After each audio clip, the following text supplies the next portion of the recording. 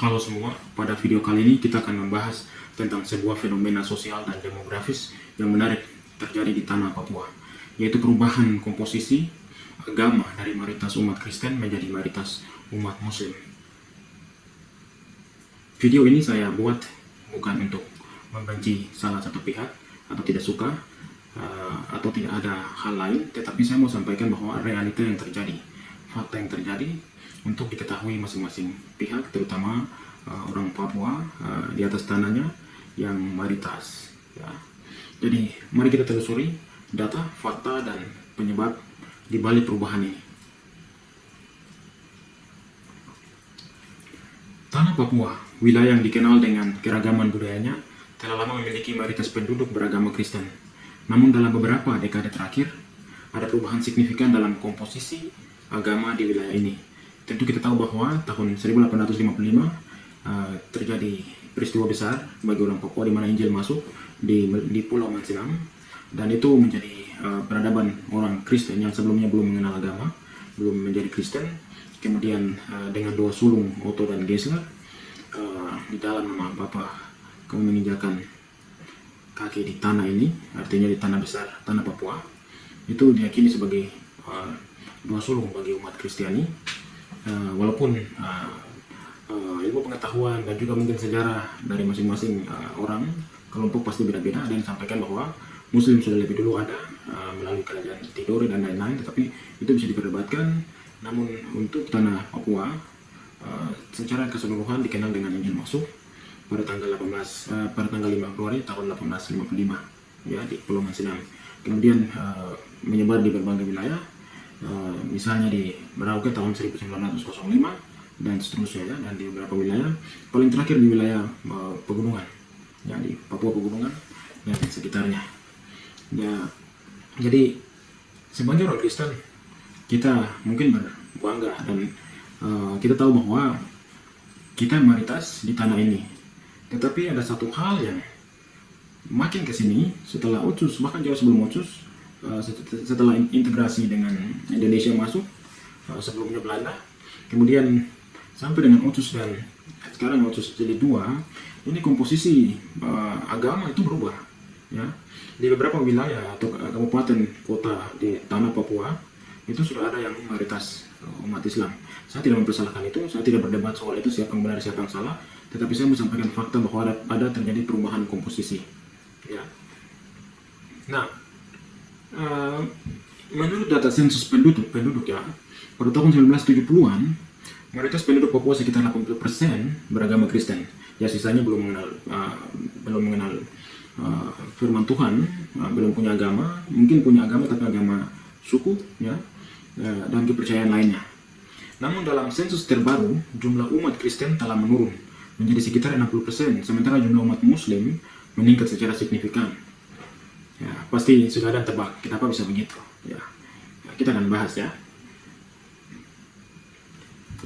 Pada tahun 2020, jumlah umat Muslim di Papua telah mencapai sekitar 35% dari total populasi, meningkat dari hanya 15% pada tahun 1970-an.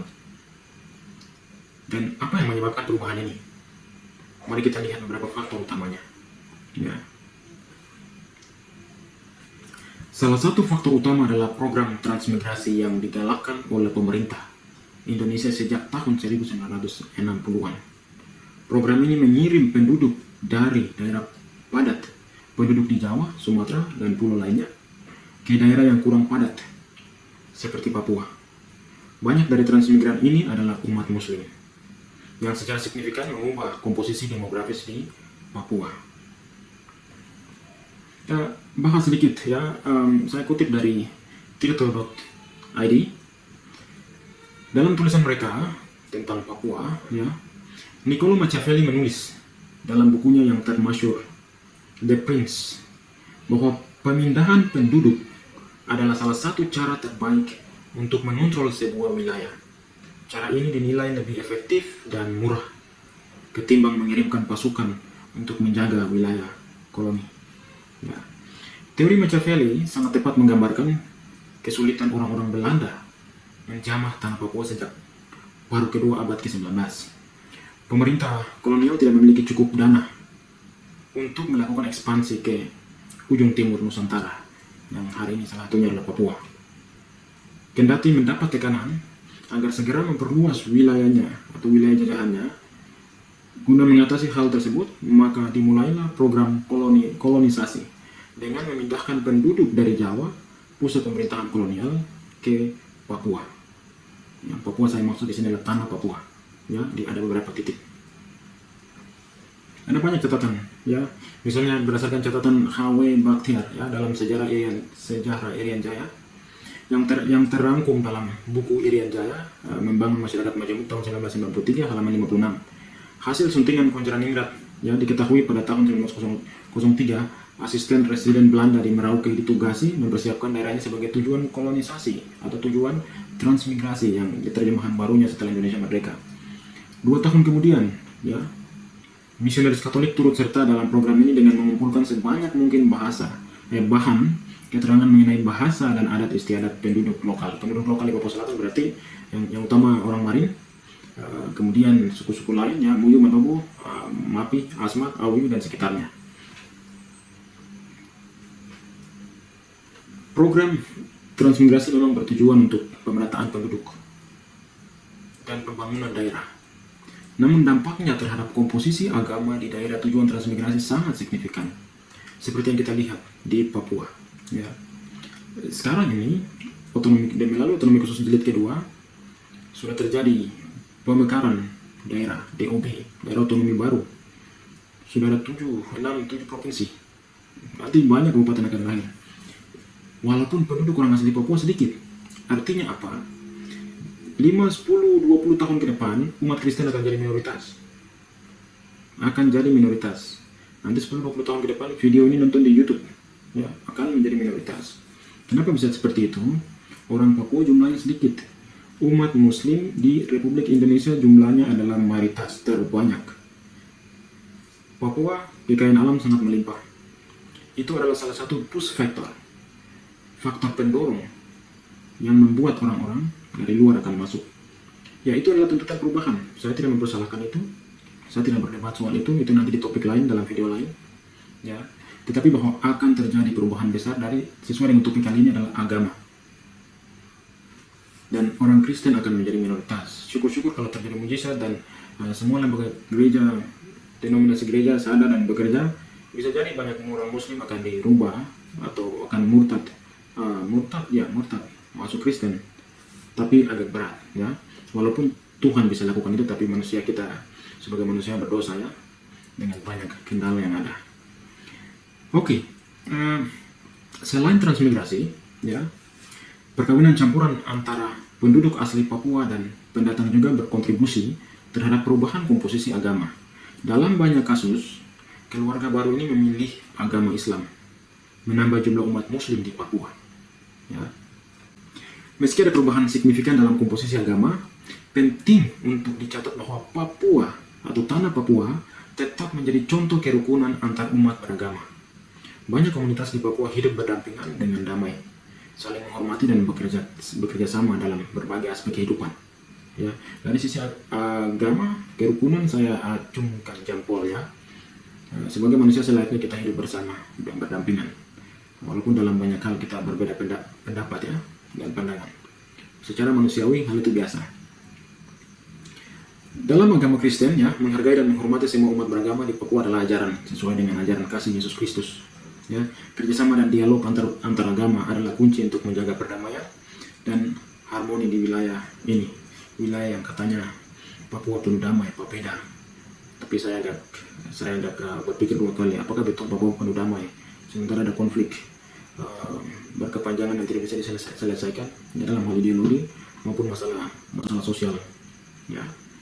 Nah, dari sisi umat Islam, saya, ya, meyakini bahwa mereka juga berusaha untuk membangun hubungan yang baik dengan semua pihak.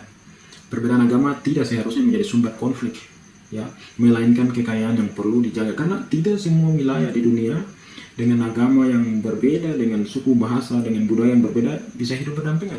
Kita di Papua, kita di Indonesia luar biasa, ya, itu hal yang positif. Kemudian perubahan demografis ini juga dilakukan atau didukung oleh peningkatan pembangunan dan infrastruktur di Papua. Pembangunan yang pesat menarik lebih banyak orang pendatang yang sebagian besar adalah umat muslim untuk mencari peluang ekonomi di wilayah ini. Saya sekali lagi saya tidak mempermasalahkan itu dari sisi agama, tapi saya mau menyampaikan bahwa banyak orang yang beragama muslim bekerja di tanah Papua, ya, dan biasanya kebanyakan infrastruktur yang dibangun dengan dana pemerintah yang pemegang proyek dan lain-lain itu dikuasai mayoritas oleh saudara-saudara kita orang muslim. Ketika masuk ada proyek bawa keluarga dari luar, dan lama kelamaan mereka menetap, dan itu menambah komposisi jumlah umat beragama khususnya muslim di tanah Papua. Nah, ini salah satu faktor atau salah satu hal yang akan mempengaruhi atau menambah jumlah penduduk khususnya dalam hal agama, peningkatan jumlah orang beragama khususnya muslim, ya. Nah, bisnis yang besar, ya, usaha, proyek, CV, apalagi perusahaan, itu rata-rata mayoritas orang muslim punya di tanah Papua.